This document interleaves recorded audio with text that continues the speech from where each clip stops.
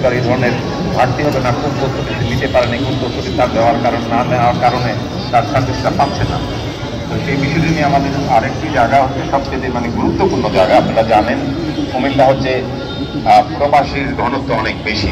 সারা পৃথিবী বাংলাদেশের মধ্যে কুমিল্লার মানুষ প্রবাসে থাকেন অনেক বেশি। সেই জন্যে আমরা টিআইবির একটা গবেষণা ছিল 2007 সালে যে পাসপোর্ট অধিদপ্তরে পাসপোর্টের কার্যালয়ে কেন দুর্নীতি বেশি হয়, এই কথাগুলি নিয়ে আমাদের একটি গবেষণা ছিল।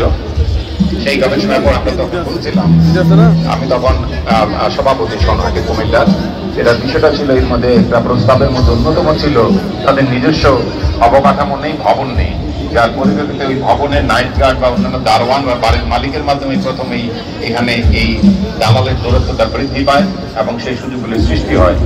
তারপরে সেখানটায় কিন্তু কুমিল্লা আঞ্চলিক পাসপোর্ট কার্যালয় হয়েছে।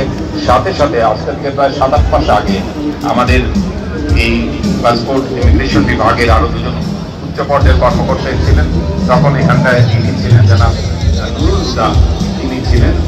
তখন আমাদের সেক্রেটারিও যেটা আলাপ হয়েছিল যে কুমিল্লা যেহেতু পাসপোর্টের চাহিদা বেশি, বিদেশ যাওয়ার লোকের সংখ্যা বেশি, সেজন্য কুমিল্লার 2 বিভাগে পাসপোর্ট অফিস করা যায় কিনা, উত্তর এবং দক্ষিণ, আমাদের রাজনৈতিক জেলার মতো এবং দক্ষিণে কুমিল্লা একটি আছে। আমরা আবারটা প্রস্তাব করেছিলাম দাউদটা যদি করা যায় কিনা।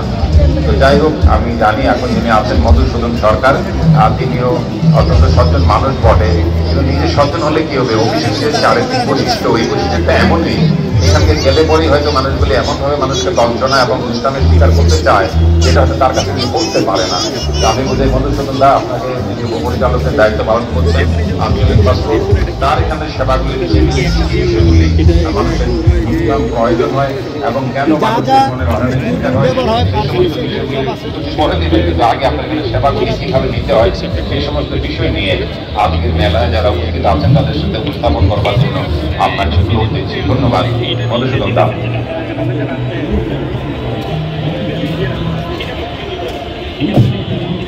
ধন্যবাদ দিনু ভাই, আজকে এরকম একটা অনুষ্ঠানে আমাকে আমন্ত্রণ করার জন্য, এবং পাশাপাশি আমারও একটা সুযোগ হলো কুমিল্লাবাসীর সাথে আমার মনের কথা, আমার দপ্তরের কথা আপনাদের সাথে শেয়ার করার জন্য।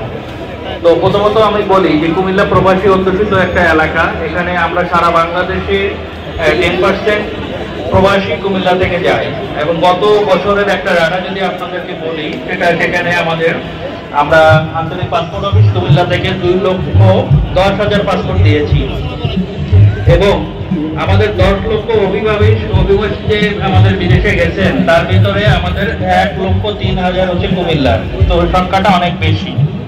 এখন আমি সরাসরি আমার সার্ভিস এবং পয়েন্টে চলে যাচ্ছি।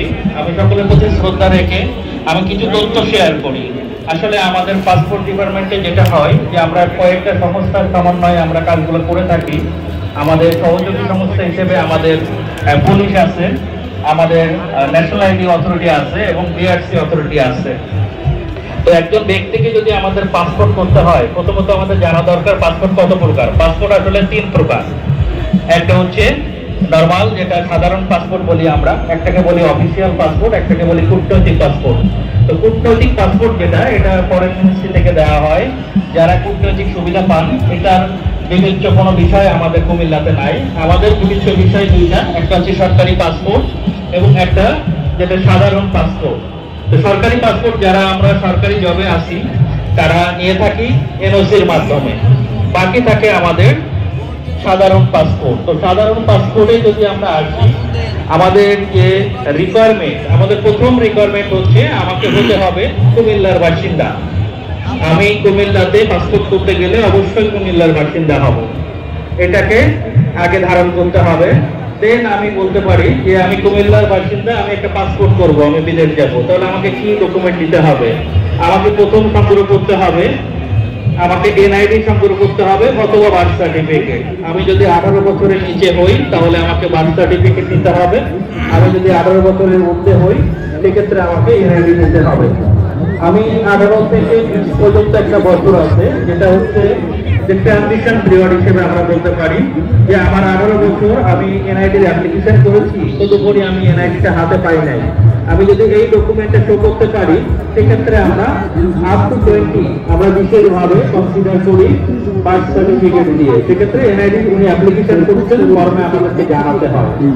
তো এই যে তথ্যটা, এই তথ্যগুলা আমাদের বেসিক তথ্যগুলো যখন আমি জানবো, তখন কিন্তু আমার প্রতারিত হওয়ার কোনো সুযোগ নাই। আমার বেসিক তথ্য কি, আমাকে এনআইডি থাকতে হবে, আমি একটা জায়গায় বসবাস করবো, আমাকে হতে হবে কুমিল্লার নাগরিক, আমাকে আবেদন করতে হবে। আমাকে আবেদন করতে গেলে আমাদের বেসিক যেটা দরকার হয় সেটা হচ্ছে একটা মোবাইল নাম্বার বা একটা ইমেল নাম্বার।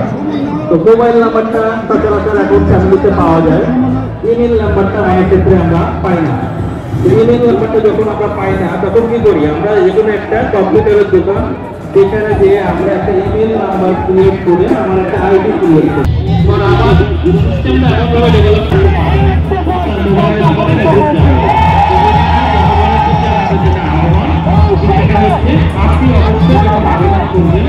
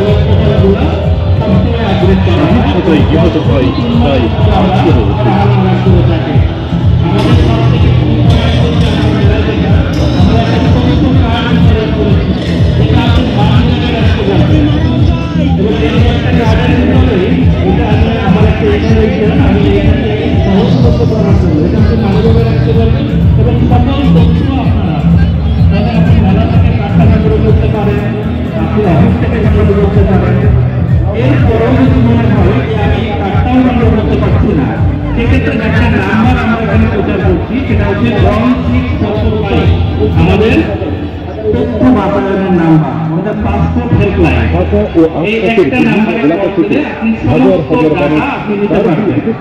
তো আমি আমাদের গ্রাহকদের উদ্দেশ্যে বলবো, সর্বোপরি কুমিল্লাবাসীকে বলবো যে আপনারা সঠিক তথ্যে পাসপোর্ট করবেন। তথ্যের প্রয়োজনে আপনি আপনার যোগ্যতা অনুযায়ী যদি মনে করেন ওয়েবসাইটে ঢুকতে পারবেন, ওয়েবসাইটে ঢুকে তথ্য নেন। আপনি আমাদেরকে, আমরা তথ্য প্রদানকারী কর্মকর্তা হিসেবে আমাদের নাম্বারটা দেওয়া আছে, সেটাও আপনি সার্চ দিলে পাবেন, আমরাও বিতরণ করছি। পাশাপাশি আমাদের পাসপোর্ট হেল্পলাইনে ফোন দিলে আপনার নাম্বারটাও জানা লাগবে না, উনি আপনাকে নাম্বার দিয়ে দেবে, উনি আপনাকে তথ্য দিয়ে দিবে।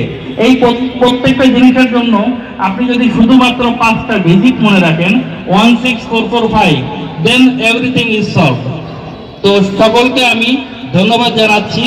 আমরা আমাদের প্রকাশযোগ্য যে তালিকা, কেউ যদি তথ্য আমাদের কাছে চান, আমরা যেটা দিয়ে থাকি যে এমআরপি আবেদনের নিয়মাবলী সম্পর্কিত তথ্য, ই পাসপোর্ট সম্পর্কিত তথ্য, এমআরপি ও ই পাসপোর্ট ফি সম্পর্কিত তথ্য, ভিসা আবেদনের নিয়মাবলী সংক্রান্ত তথ্য, ভিসা ফি সংক্রান্ত তথ্য, এগুলা আমাদের বিভাগ অফিসের কাজ, ভিসার কাজটা, যেটা আমরা ওয়েব পোর্টালের মাধ্যমে আমরা এটা ভিসা সম্পর্কে অধিদপ্তরের ওয়েব পোর্টালে আপনারা পাবেন।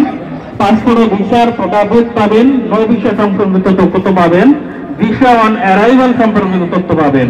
এছাড়াও আপনি বাজেট সংক্রান্ত তথ্য, প্রকল্প সম্পর্কিত তথ্য, এগুলো তো জনবল সংক্রান্ত তথ্য, এগুলো প্রত্যেকটাই আপনারা আমাদের লিঙ্কে যেয়ে পাবেন। তো সকলকে আমি ধন্যবাদ জানিয়ে সংক্ষিপ্ত পরিসরে আমি আমার বক্তব্য শেষ করছি। Thank you. ধন্যবাদ মধুসূদন সরকার, উপপরিচালক আমাদের আঞ্চলিক পাসপোর্ট অফিস। উপপরিচালক মহোদয় যেভাবে এখানে কথা বললেন, তাহলে তো আমাদের কোনো রকমের আর অভিযোগ, অনুযোগ আর কোনো বিষয় থাকে না। কিন্তু আমাদের সবচেয়ে বড় বিষয় হচ্ছে এই মেলা। তো আমি অনেক সময় বলে থাকি, মেলাতে আমরা আসবার সময় আসার পর আমাদের এই প্যান্ডেলে কর্মকর্তাদের যে মানসিকতা থাকে, যে ভূমিকা থাকে, যে অবদান থাকে, তার কার্যালয়গুলো যদি একই রকম ভূমিকা থাকতো, তাহলে এই ধরনের অনুযোগ, অভিযোগের কথা কিন্তু অসংখ্যভাবে কমে যেতে পারত। কিন্তু এইখানটায় যেই অবস্থা থাকে, এইখানটায় যে কথাগুলি থাকে, এই কথাগুলো হয়তো আমি বদলুতা জেনে গেলে সেখানে পাসপোর্টের উপরচালকের রুমে আমি ঢুকে যাই, আমার কাজটা সহজে হয়ে যায়। কিন্তু একজন সাধারণ মানুষ যখন যায়, তখন আমি গত পরশু দিনও বোধহয় চা খেতে খেতে, না গতকালকেও মধুসূদন যিনি সরকার আমাদের পরিচালক, তার সাথে কথা বলছিলাম যে আমাদের যারা এখানে অনেকগুলি পার্টি আছে, আনসাররা যারা গেটে প্রথম ডিউটি করে, পুলিশ, তারাই কিন্তু প্রথম মানুষকে একটা এমন একটা বিপদে ফেলে দেয় যার পরিবর্তে ওরা সরাসরি ওই জায়গায় পৌঁছতে পারে না। সেই জায়গা থেকে আমরা কিভাবে নিশ্চিত করতে পারি সেটাও আমাদেরকে চিন্তা করতে হবে। আর আমি ফাঁকে আমাদের এখানে আরেকজন যিনি আলোচক হিসাবে থাকবার কথা তিনি এসছেন, উপপরিচালক মহিলা বিষয়ক অধিদপ্তরের জেসমিনারা, আপনাকে আহ্বান জানাচ্ছি মঞ্চে আসবার জন্য। তো যেটা বলছিলাম, আমরা বিশেষ করে যারা কাউন্টারে জমা দিতে যায়, সাধারণ মানুষের যে ধরনের কথা হয় সেগুলো হচ্ছে এরকম, তারা বোধহয় পাসপোর্টের ফর্মে কোনো চিহ্ন দিয়ে দেয় কিনা জানে, যারা দালালের মাধ্যমে করায়, সেটা গ্রহণ করে তাড়াতাড়ি। কিন্তু আমারটা দিতে গেলে সময় লাগে বেশি, এটা নাই ওটা নাই, এইটা হয়েছে ওটা হয়েছে। কিন্তু এটাও আর একটা বিষয় আমি ব্যক্তিগতভাবে উপলব্ধি করি যে আমাদের অনেকে নিজেরা কিন্তু পাসপোর্ট অফিসে নিজেরা যান না, তারা দালাল দিয়ে কাজ করতে কিছু আনন্দ বেশি পান, নিজেরা এই ঝক্কি ঝামেলা নিতে গ্রহণ করতে অনেকে পান না। এদের সংখ্যা কোনো অংশ কম নয়, এদের সংখ্যা অনেক বেশি আছে। তারা ক্রেডিট মনে করেন আমার টাকা তাড়াতাড়ি পেয়েছি, টাকা খরচ করতে অসুবিধা কি। কিন্তু আবার আমরা কেউ আছে যে না, আমার কাজটা আমি নিজে করবো, বিলম্বে হোক, যথারীতি নিয়ম মেনে কাজটা করবে। দুটোর মধ্যে কিছু কিছু ঘাটতি আছে। তবে এই যে আজকে আমরা আলোচনাটা করলাম এবং এই যে আমাদের উপপরিচালক যে কথাগুলি বললেন, এইগুলি নিয়ে যদি কোনো রকমের আপত্তি হয়, কোনো